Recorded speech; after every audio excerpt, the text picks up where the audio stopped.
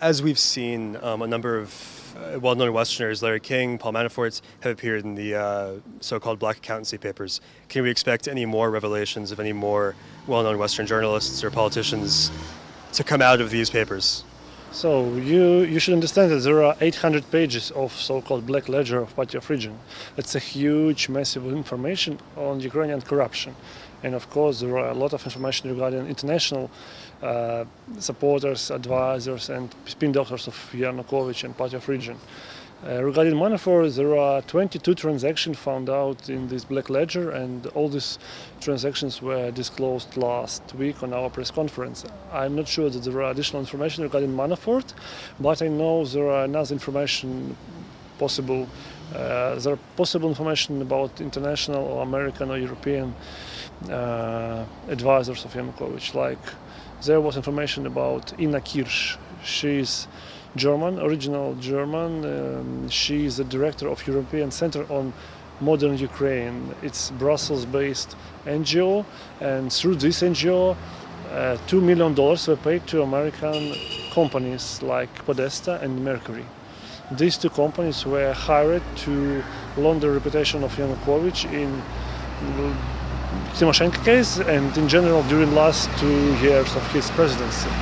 And I believe there is another interesting massive of information, and this individual, Madame Kirsch, she has to be interrogated in this allegation, I believe. And so you mentioned the Tymoshenko case. So the black ledgers, that's not the only documents that are around that could show Manafort's involvement. There's also this cache of documents found in Viktor Pshonka's house, supposedly alleging his involvement in the Tymoshenko investigation. In Tymoshenko house, we found some pages of information prepared for Pshonka by his staff, and Manafort was mentioned in these papers that he was advising how to prepare the report of Skaden regarding Tymoshenko case. As you remember, when Tymoshenko was sentenced, there was a huge campaign of discreditation of Yanukovych abroad. He was blamed in prosecution on political basis, and he decided to hire a company called Skaden, based in Washington, D.C., and headed by one of President Obama's advisors. And Manafort was in charge of this contact. And we found in Pshonka house some letters that company Skaden was obligated to present report for Manafort in advance to hear his recommendation regarding the content of report, and to be very careful when Manafort make some advices. And what else? We found also in the Pshonka house some information regarding Manafort in Tymoshenko case.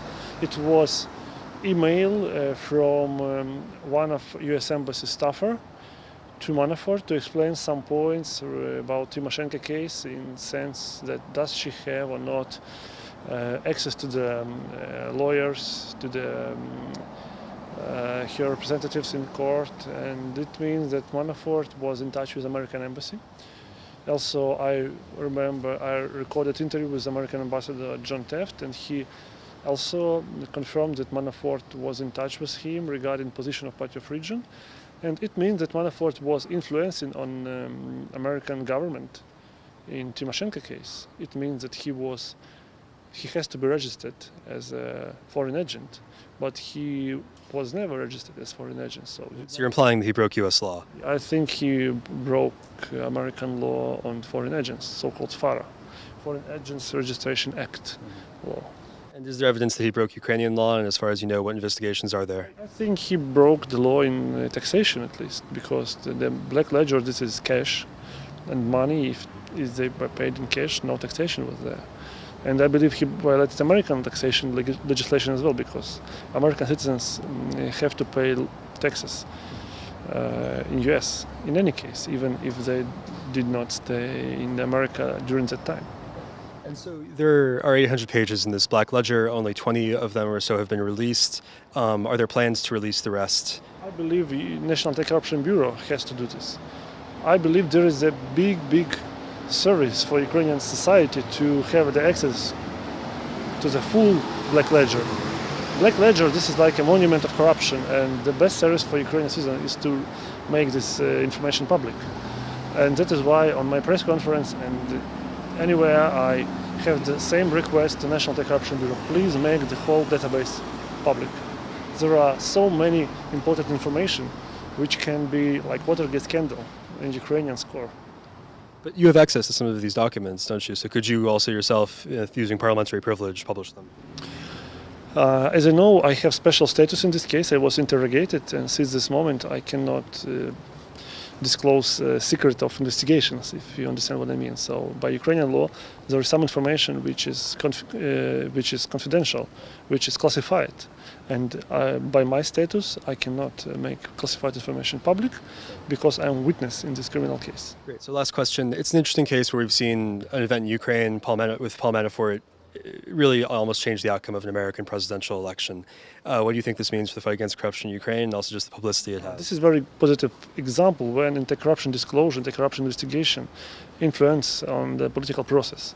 And I believe Ukraine has to look on this example and to use the best practices. So if you are under allegation or under investigation, you have to step down from politics, from the public position. And I just wish to see the same in Ukraine somehow in future, when Ukrainian civil servants or politicians will step down from position just after anti-corruption investigation. What is important that corruption is international phenomenon, and if even you were corrupt somewhere 6,000-7,000 kilometers away from Washington, it's still very important. It still is a part of political debate, and it's still a factor which can influence on the political process in your country. And in some sense, it's positive that it happened in Ukraine, where we have independent anti-corruption body which can make this information public and confirm that Manafort was paid by Yanukovych.